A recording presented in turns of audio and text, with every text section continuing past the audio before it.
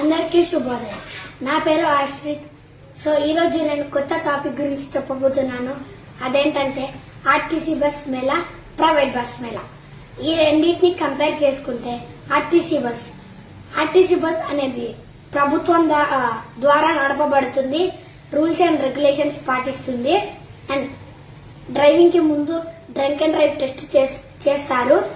And 80 కిలోమీటర్ల speed తోనే bus అనేది లాకప్ అవుతుంది. ప్రజలకి ఆర్టీసీ బస్ లో ప్రయాణం చేయడానికి క్షేమంగా, సురక్షితంగా ఒక ప్లేస్ నుంచి ఇంకొక ప్లేస్ కి చేరుకుంటారు.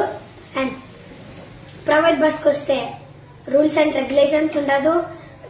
వీడియోస్ కానీ, జబర్దస్త్ వీడియోలు కానీ చూసుకుంటూ డ్రైవ్ చేయడం, డ్రింక్ అండ్ డ్రైవ్ టెస్టులు చేయకుండా డ్రంక్ అండ్ డ్రైవ్ చేసి డ్రైవ్ చేయడం, అండ్ 120 కిలోమీటర్ల స్పీడ్ తో వేగంగా వెళ్లడం.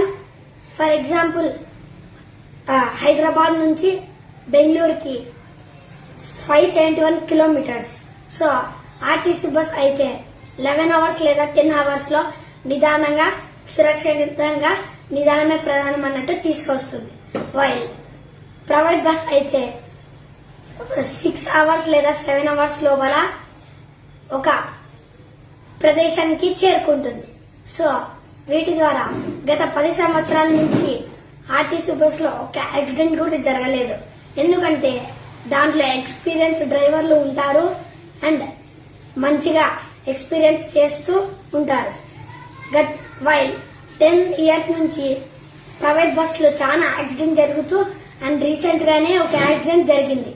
సో అందరూ ఆర్టీసీ బస్ కే లాభాలు తేండి, నిదానమే ప్రధానం అన్నట్టు మీ జర్నీని సురక్షితంగా, క్షేమంగా వెళ్ళండి.